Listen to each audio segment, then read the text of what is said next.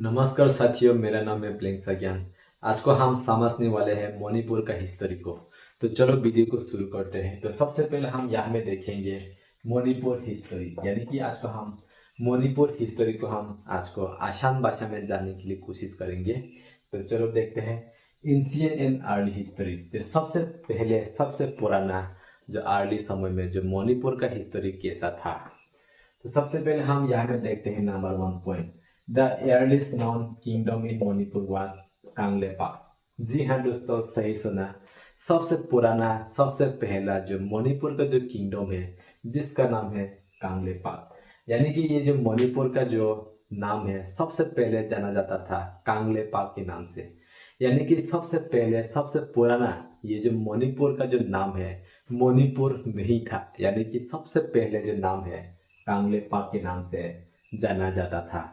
यानी कि ये जो मणिपुर है वो मणिपुर के नाम से नहीं हो गया, कांगलेपाक के नाम से जाना जाता था। बहुत पुराना समय से सबसे पहले अगर हम कहो तो एयरली, यानी कि एयरली सबसे पहले जो शुरुआत में अगर हम बोले तो ये जो कांगलेपाक के नाम से जाना जाता था मणिपुर को। मणिपुर तब नहीं था। अगर हम सेकेंड नंबर पॉइंट को देखते हैं, रोल मेनली बाय द मेटे किंग्स, यानी कि ये जो मणिपुर है सबसे पहले सबसे पुराना कौन रूल किया जाता था, जिसका नाम है मेटे किंग। यानी कि ये जो मेटे का जो राजा है उसको राज किया जाता था ये मणिपुर को, क्योंकि वो तब का समय में ये मणिपुर जो है वो मणिपुर नहीं था।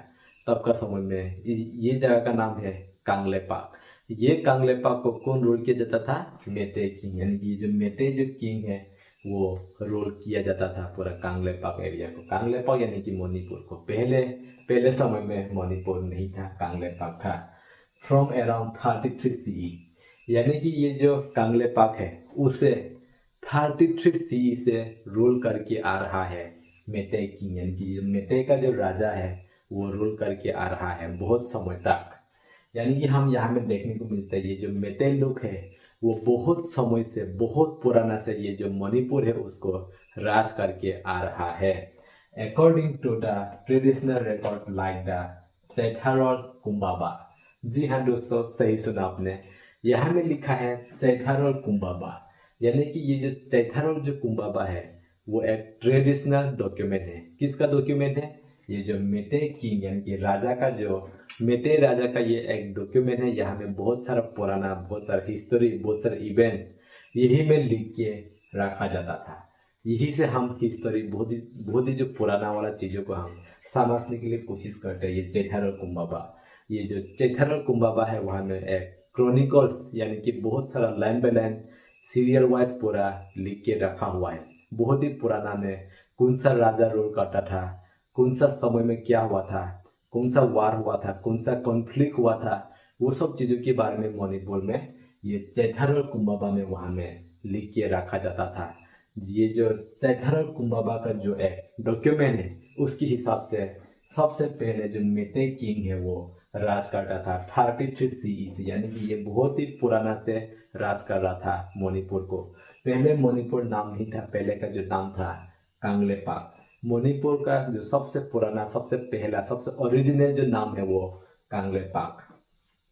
अगर हम यहाँ में देखते हैं जो सोसाइटी जो ऑर्गेनाइज है अंडर क्लैन सिस्टम, ये जो मणिपुर का जो सोसाइटी अगर जो सिस्टम का अगर हम देखते हैं यहाँ में क्लैन सिस्टम यानी कि यहाँ में फैमिली सिस्टम चल रहा है। यानी कि ये फैमिली एंसेस्टर है यहाँ में बहुत ही, यानी कि अपना अपना जो फैमिली यानी कि ज्वाइंट सिस्टम है। अपना अपना खानदान यानी कि अपना खानदान पूरा जाते रहेगा बहुत आगे तक। अपना धर्म अपना रिलीजन अपना कल्चर अपना आइडेंटिटी पूरा एक से एक जाते रहेगा। सेम कल्चर सेम आइडेंटिटी कैसे, वो एक क्लैन सिस्टम यानी कि ये क्लैन सिस्टम यानी कि फादर से फॉर फादर से अपना नाती पुत्र जितना है वो आया हुआ है एक पूरा एक लाइन करके। इसे हम क्लैन सिस्टम के नाम से भी जाना जाता है।